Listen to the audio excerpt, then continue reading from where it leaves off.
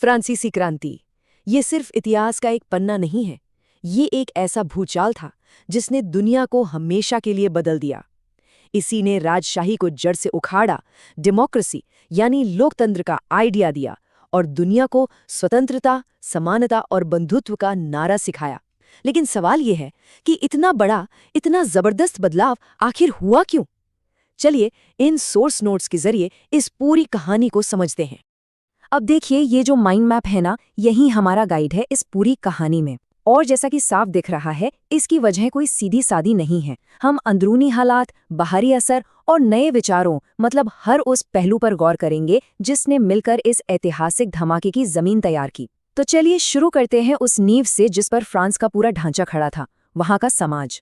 देखिए, इतिहास की कोई भी बड़ी घटना किसी एक वजह से नहीं होती, और फ्रांसीसी क्रांति भी कोई एक चिंगारी नहीं थी जिसने आग लगाई।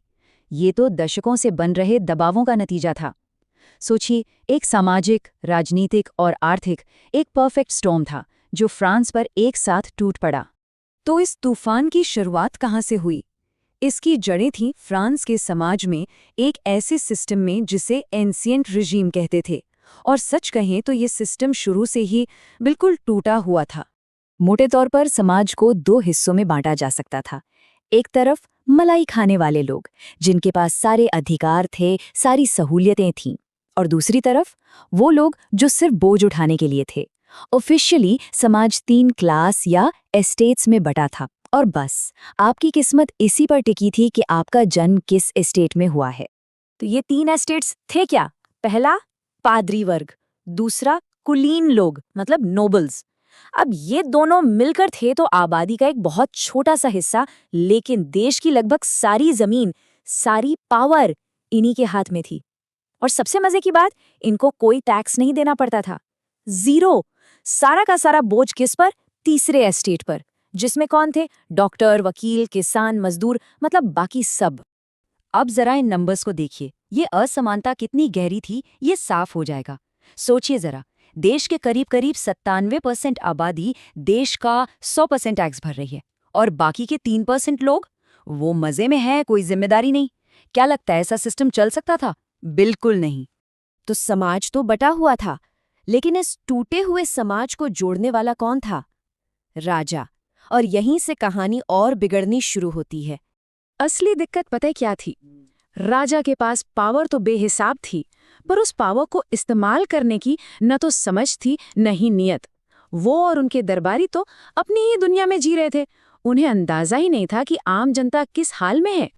और ये सिस्टम था निरंकुश राजतंत्र, मतलब राजा ही सब कुछ है, उसका कहा ही कानून, कोई सवाल नहीं, कोई संसद नहीं, जनता की कोई सुनवाई नहीं। राजा और प्रजा के बीच एक ऐसी दीवार खड़ी हो गई थी जिसे तोड़ना नामुमकिन सा लग रहा था। तो समाज में दरारें थीं, राजा बेखबर था, पर एक और बहुत बड़ी प्रॉब्लम थी जो इस पूरे बारूद के ढेर में आग लगाने वाली थी, और वो थी पैसा, या यूं कहें कि पैसे की कमी। फ्रांस का खजाना बिल्कुल खाली हो चुका था। अब खजाना खाली हुआ कैसे? भाई, दशकों से फ्रांस के राजा अपनी शानो शौकत और झूठी ताकत दिखाने के लिए फालतू की लड़ाइयां लड़ रहे थे।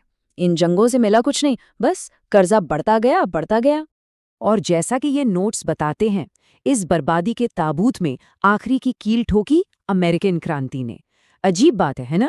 फ्रांस ने अपने दुश्मन ब्रिटेन को नीचा दिखाने के लिए अमेरिका की मदद की, और इस चक्कर में अपना खजाना ही खाली कर बैठा। कर्ज कितना था? 10 अरब लिव्र। ये इतनी बड़ी रकम थी कि आप सोच भी नहीं सकते। देश सचमुच दिवालिया हो चुका था। सरकार के पास अपने रोज के खर्चे चलाने के लिए भी पैसे नहीं थे।